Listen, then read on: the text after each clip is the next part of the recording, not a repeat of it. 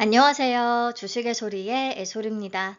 네, 다음 주 12월 4주차는 상장에만 집중을 하면 되는 주간인데요. 그동안 열심히 고민하면서 청약을 했던 종목들이 달콤한 열매로 돌아와 주기를 바랍니다. 자, 근데 문제는 22일. 카오스 그 자체일 것 같아서 다들 걱정을 하고 계신 거죠. 가뜩이나 삼진식품, 하나36호, 미래11호까지 세 종목이 동시인데 거기다가 알지노믹스 3일차와 에이비온 권리 공매도까지도 신경을 쓰셔야 합니다. 어떻게 하는 게 좋을지 사실 답은 아무도 모르죠. 막상 그날이 되면 내 전략에 그냥 무용지물이 될 수도 있는 거고요. 뒤죽박죽일 거예요. 그래서 몇 개는 고점 매도는 그냥 포기한다는 생각으로 좀 편하게 임해 보시죠. 자, 삼진식품부터 체크 포인트를 확인해 보도록 하겠습니다. 회사 설명은 따로 필요는 없을 것 같죠? 삼진 어묵을 만들고 파는 회사고요. 실적은 적자는 아니지만 성장은 제한적, 수익성은 낮은 모습을 보였습니다. 공모가는 7,600원 대신증권에서 배정을 받았어요. 최종 배정 내역부터 확인을 해보면 우리 사주 조합에는 배정된 물량이 없고요. 기관 투자자 미납 없습니다. 최종적으로 확약은 77.13%입니다. 수요 예측 때 41.05%에 비해서 막 아주 높게 잡힌 정도까지는 아니지만 그래도 나쁘진 않습니다. 다만 15일 단기 분포가 가장 많아요. 요거는 체크하셔야겠죠? 적용을 해서 상장일에 유통 가능한 물량을 계산을 해보면 256만 9,461주, 주식 총수의 25.91% 정도로 감소하고요. 공모가 기준 금액으로는 약 195억 원, 100억 원대로 진입을 해줬습니다. 확실히 가벼워요. 자, 상장일에 기존 주주의 비중이 67.19%로 가장 높기는 한데 131억 원 정도의 규모라서 충분히 잘 소화가 될 거라고 생각합니다. 그리고 상장일에 유통 가능 물량을 보유한 기존 주주는 TS 인베스트먼트랑 KB나우 IB 사모투자거든요. 이들의 투자 단가는 약 6,085원입니다. 중간에 액면 분할, 릭픽싱, 무상증자 다 반영이 된 가격이에요. 그 밖에 다른 VC들은 단가가 8,478원으로 더 높긴 합니다. 그러면 공모가 7,600원 기준으로 손실이거든요. 그래서 이 회사의 가격이 밸류상의 매력은 떨어진다고 하더라도 우선은 10,000원 미만인데다가 기존 주주의 투자 단가가 공모가보다 높은 수준이기 때문에 시장 참여자들이 좀 매력적으로 느낄 수도 있겠습니다. 자, 조건만 다시 정리를 해본다면 확약은 77.13%, 최종 유통 가능 물량 25.91%, 기존 주주의 비중 67.19%, 상장일에 유통 가능한 기존 주주의 단가는 모두 공모가보다 아래, 유통 가능 금액은 약 195억 원, 시가총액은 약 754억 원.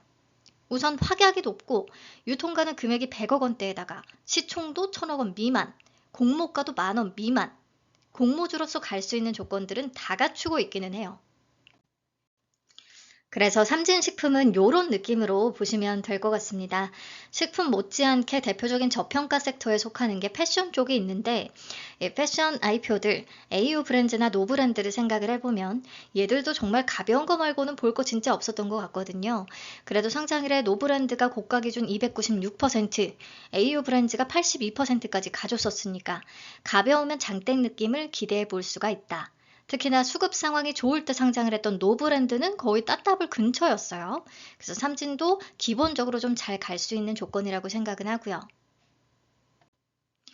더군다나 최근에 상장한 유통시총 100억 원대의 종목들의 성과를 보시면 그게 단독이었든 동시상장이었든 따따블 또는 따따블 근처까지도 꽤 보이고요. 그리고 나머지 종목들은 최소 170% 이상은 찍어줬습니다.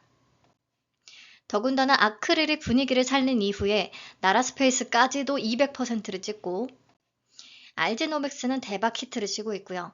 덕분에 IBKS 제25호 스펙은 단독 상장 느낌으로다가 고가 수익률 225%를 기록했습니다. 그래서 사실 알제노믹스가 한풀이 좀 꺾인 상황에서 삼진식품이 단독으로 상장을 했다면 정말 따따블까지도 가능했다라는 생각이 들어요. 하지만 알지노믹스 그리고 스펙 2개와 동시에 4개 종목이라는 변수가 생긴 거잖아요. 우선은 제 생각은 그렇습니다. 알지노믹스가 또 한 번 상한가에 잠겨주든 아니면 상한가가 잠시 풀렸다가 다시 잠기든 또는 어느 정도 한 10에서 20% 상승한 가격선에서 치열하게 공방이 일어나든 공방을 하다가 기대와는 다르게 약세로 접어들게 되든 여기서 3번 케이스가 계속되는 상황을 제외하고는 초반에 알지노맥스에 집중됐던 수급이 이후에 삼진식품 쪽으로 좀 이동할 수 있겠다는 생각은 들거든요. 그래서 삼진식품에 너무 급할 필요는 없다라고 생각하고요.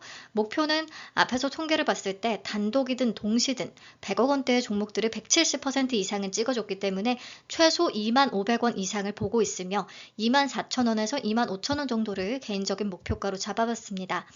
비례 손익분기는 약 78%, 굉장히 높은 수준이긴 하거든요. 그래도 손익분기는 뽑고 남을 정도의 수익률을 기대해봅니다. 자, 근데 우리 입장에서는 3일차에도 알제노믹스가 상한가로 잠겨주는 게 베스트긴 하잖아요. 그래서 나머지 세 종목으로 집중을 할 수 있게끔. 자, 제가 1일차, 2일차 알제노믹스의 거래량과 주가, 그리고 장전 동시효과 딱 시작한 8시 50분쯤에 상한가 매수 잔량, 그거를 금액으로 계산했을 때 어느 정도인지, 그리고 9시 직전, 장시작 직전의 잔량과 금액, 또 장마감 시의 상한가 잔량과 그 규모 한번 정리해서 적어봤거든요. 보시고요. 보시면 우선 거래량이 1일차에는 30만 주 가량밖에 안 나왔어요. 유통가능 주식수의 8.5% 정도. 2일차에는 무려 44,087주밖에 거래가 안 됐습니다. 유통가능 주식수의 1.2% 정도. 그러니까 팔려는 사람이 없어요, 도대체. 하지만 3일차에 여기에서 추가로 상승이 더 나왔을 때는 슬슬 매도 물량이 꽤 나올 수 있다라고는 생각합니다. 자, 그리고 중요한 거, 장전 동시효과 시작할 때 8시 50분 기준의 상한가 잔량을 금액으로 계산을 해보니까 1일차에는 7,254억 원, 2일차에는 6,273억 원 정도가 됐더라고요. 생각보다 1일차와 2일차에 큰 차이가 없었어요. 거의 1일차 그대로 많이 들어왔습니다. 그래서 50분의 잔량이 6천억 원에서 한 7천억 원대로 유입이 된다고 하면 그날은 걱정 없이 상한가 마감일 수도 있겠다. 상한가를 지키면서 끝날 수도 있겠다라는 생각이 들었고요. 그리고 보시면 9시 장출발 직전에는 그 규모가 2조 원대까지 늘어나더라고요. 우선은 이틀차 다 그랬습니다. 그래서 우리가 이게 3일차까지 상한가로 잠길지 아닐지는 아무도 알 수가 없잖아요. 그렇다고 가능성이 제로인 것도 아니고요.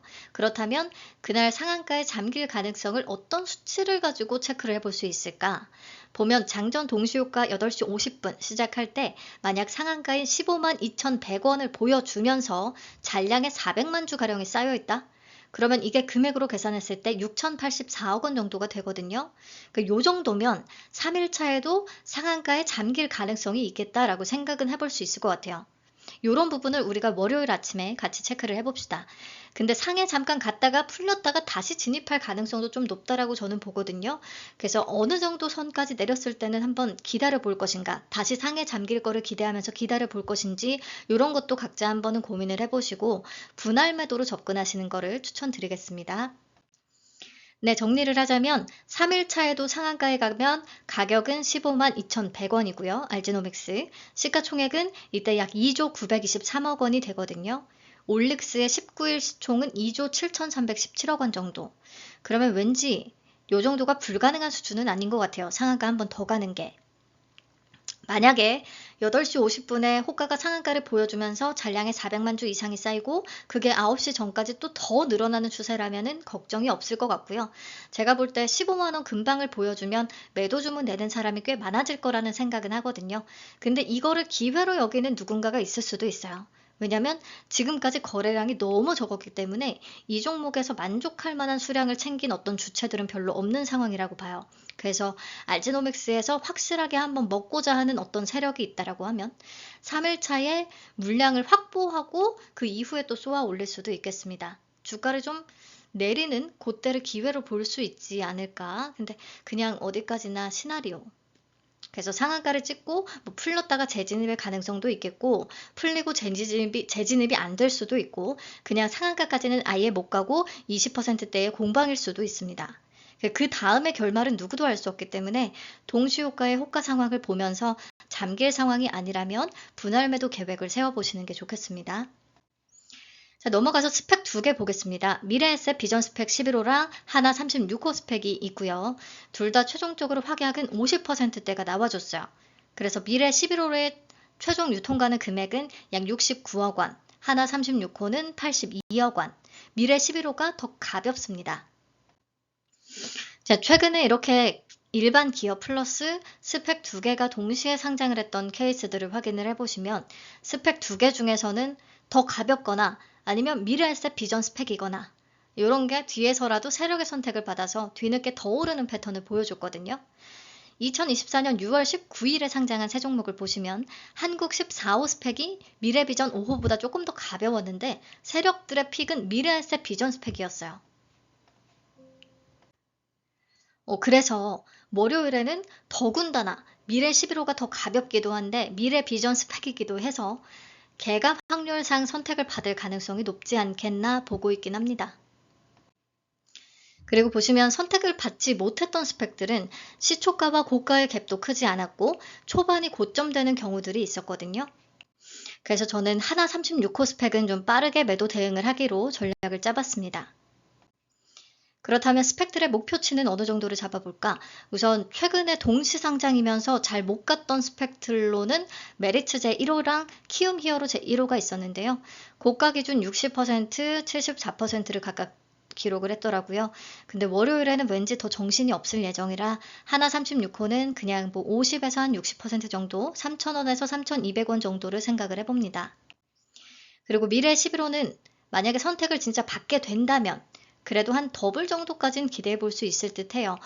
왜 교보 19호나 미래 비전 5호처럼 높게 잡지 않았냐면 붙어있는 삼진식품이 100억 원대로 가볍기 때문입니다. 다른 케이스에서는 쿼드메디슨, 한중 NCS, 시어스 테크놀로지가 덩치가 조금 다 애매한 수준으로 있었기 때문에 오히려 더 스펙 쪽으로 수급이 갔다라고 보거든요. 근데 삼진식품은 가벼우니까 100억 원대니까 그래서 이번에는 그게 좀 삼진식품이랑 분산이 되면서 약해질 수가 있을 것 같아요. 그래서 미래비전 11호는 우선은 4,000원 정도를 목표로 해봅니다. 그리고 급하게 팔지는 않을 거고요. 마지막으로 AB온의 무상증자 권리 공매도는요. 최근에 유무상증자를 같이 진행했던 종목들을 좀 참고해서 봤습니다.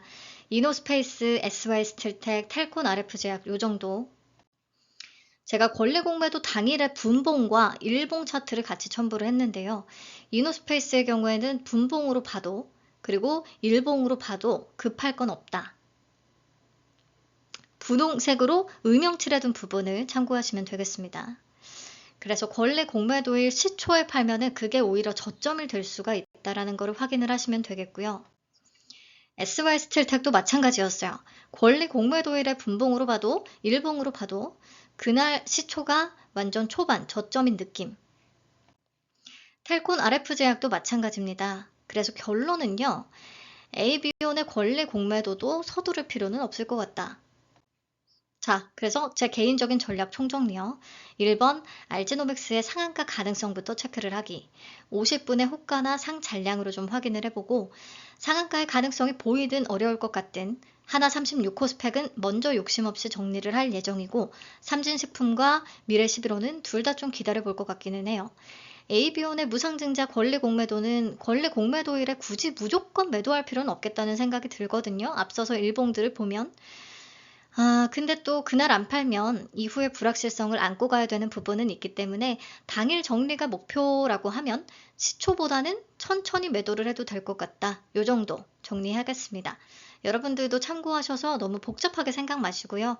고점 매도 포기할 건 포기하고 먼저 버릴 거는 버리고 아예 그날 급하게 처리하지 않아도 될 것 같은 것들은 미뤄두고 그래서 차분히 욕심 없이 수익 가져가시면 되겠습니다. 여러분들의 복잡한 머릿속이 조금이나마 정리가 됐기를 바라며 남은 주말 잘 보내시고요. 월요일 아침에 뵙도록 하겠습니다. 감사합니다. 안녕.